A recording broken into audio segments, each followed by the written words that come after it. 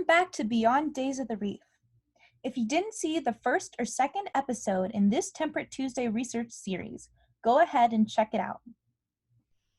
Do you have any clue what a sea urchin's favorite food is? That's right, sea urchins absolutely love to eat kelp.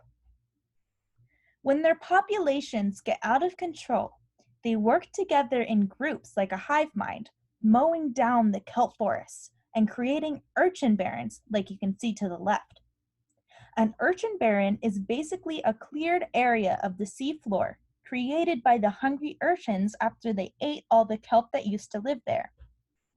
Here in Southern California, the purple sea urchin population has gotten very large compared to Central California.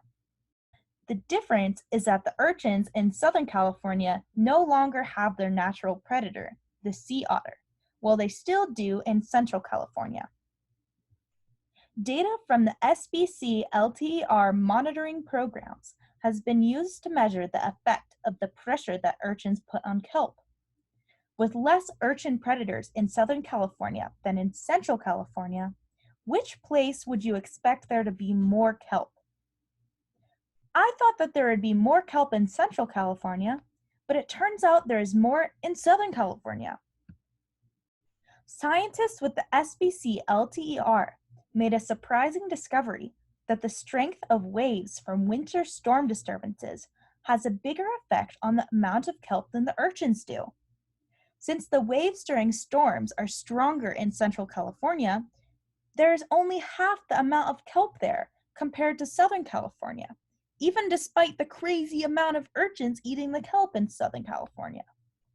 That doesn't necessarily mean that the kelp forests in Southern California are in the clear. Urchins still do have a big effect on the amount of kelp. So is there any way to control the urchin populations?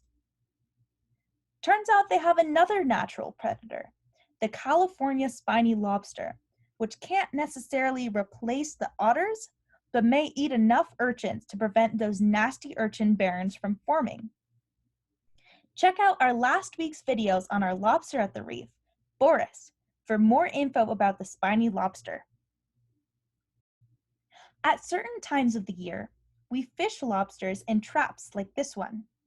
The SBC LTER has collected data on the abundance and fishing pressure on the spiny lobster since 2012. Lobster fishing has been shown to affect sea urchins.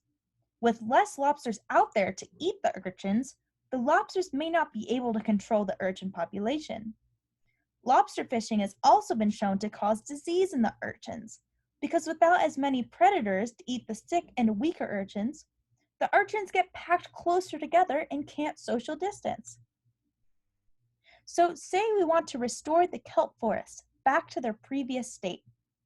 What would you do if you were in charge? Take a second to pause the video and brainstorm some ideas. Well, you could fish more urchins or fish less lobster. Or you could bring back the sea otters. No matter what we do, ecosystems are constantly changing, and it is important that we understand what is happening in them. If you want to learn more about the research at UCSB and the SBC LTER, then check out the links. I hope that you enjoyed this video and that you find the research in the SBC LTER and other LTER sites as exciting and interesting as I do. You ought to tune in next week to Temperate Tuesday for more cool videos. See you later!